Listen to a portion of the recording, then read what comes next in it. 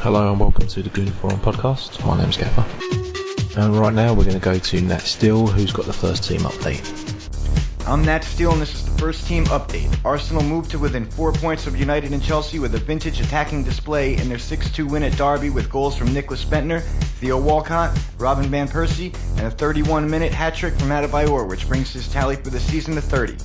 Despite the attacking prowess shown by the club on Monday night, the defensive woes which characterized the club's downfall in March and early April were once again on display as Derby scored 2 soft goals from defensive miscues. While it is still mathematically possible for Arsenal to claim the title, United and Chelsea would each need to go winless in their 2 remaining fixtures. Now the excessive draws in March and the leads given away at Chelsea and United show their true consequences. In team news, time is running out on Matthew Flamini and his chance to accept Arsenal's offer and stay at the club. However, Gazzetta dello Sport in Italy has reported that Flamini is to sign a contract shortly with AC Milan and that he has informed Arsenal that he is looking for a new professional experience. They also quote unnamed sources as saying that arguments with Arsene Wenger during the season were a factor in him choosing to leave. I'm sure that if he does leave, Arsenal fans will wish him the best of luck in the UEFA Cup next year. Arsenal fans thought it was deja vu all over again when Van Persie was pulled off at halftime for Adebayor, but Wenger has said that it was precautionary and there is no problem. Arsenal are home to Everton on Sunday at 1:30 p.m. in their final home match of the season.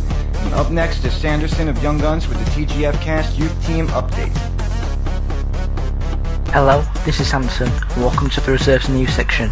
This week's news is as follows. Arsenal's under-18 season drew to a close last week with a 1-1 draw over Fulham.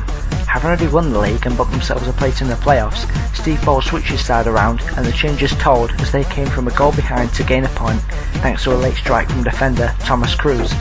The impressive Wojciech Szczesny saved a penalty to keep up his growing reputation.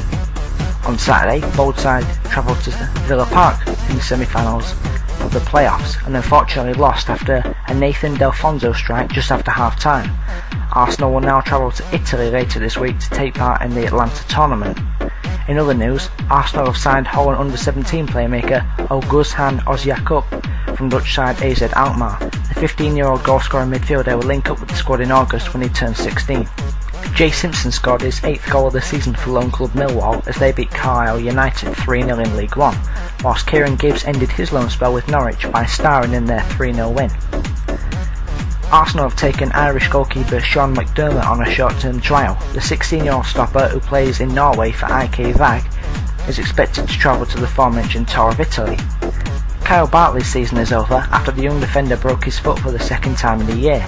The summer signing from Bolton has had an injury-ravaged season and will look to return fresher. Our player profile this week is Jack Wilshere. 16-year-old midfielder is gaining a growing reputation as one of the brightest prospects in the academy after scoring and making a goal in the 2-0 win over West Ham on Monday night for the reserves. Arsene Wenger was at that game and looked on as he stole the show by playing Rui Fonte in for the opener and then scoring the second with a stunning 25-yard curling effort into the top corner. That goal was his 15th of a superb season, which has seen him become an England under-17 international and train with the first team on various occasions.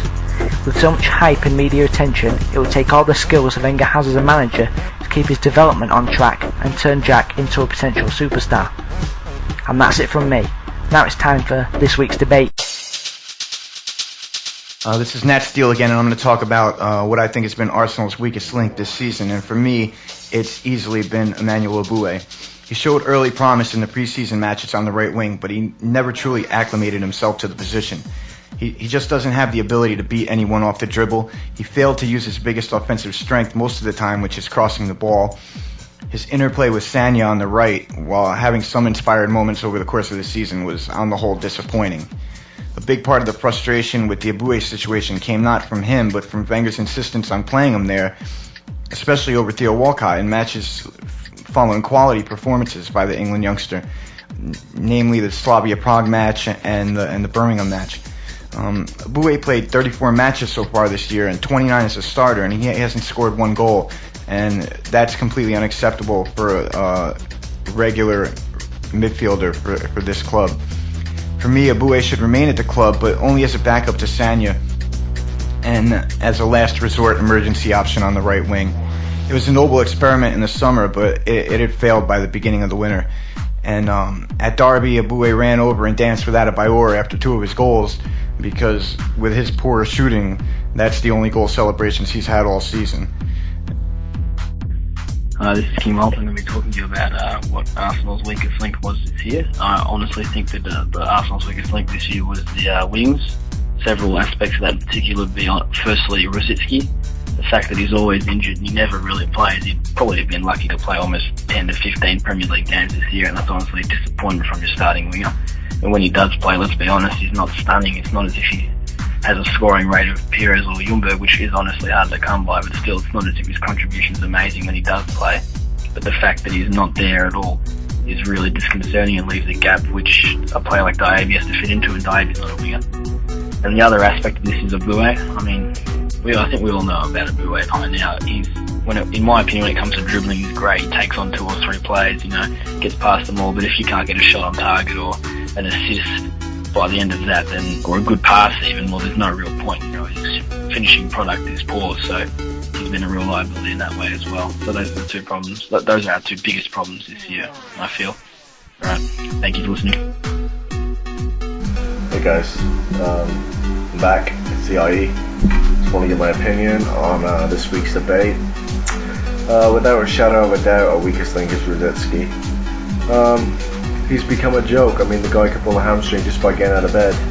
Don't get me wrong, when he's playing our starting 11, we're a completely different team. But when is that? He plays 2 games, then he's out for months. I know he's just gone off to his home country to start his rehab therapy, but I wouldn't be surprised if we don't see him till Christmas. It's just the way he is, and you know how it is. But you don't win the league, you don't win the Champions League, you don't win any other trophy with your best players always injured. We need to fix that soon, or sell them. It's as simple as that. This is Nat Steele again. I'm filling in for Gaffer this week, given the forum news. First off, I'd like to congratulate this week's Poster of the Week, SP1, and the runners-up, Aisha and Nat Gunner. I'd also like to remind everyone to send in your votes to the annual TGF Awards, where you can find the ballot in the announcement section, and to keep up with the TGF blog, which is now under the direction of Capo. We will also be having a new Podcaster of the Month award to recognize the best submissions to the podcast, and all members will be eligible to vote on that.